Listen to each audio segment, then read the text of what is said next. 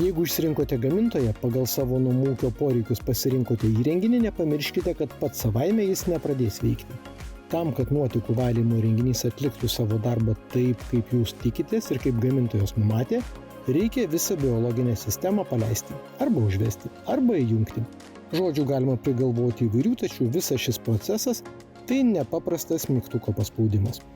Reikia pabrėžti tai, kad nuotekų valymo įrenginiai, jeigu yra noras, kad jie tikrai tarnautų taip, kaip gamintojai deklaruoja, juos reikia atitinkamai sureguliuoti ir atitinkamą paleisti jiems startą arba kitaip tariant užkratą.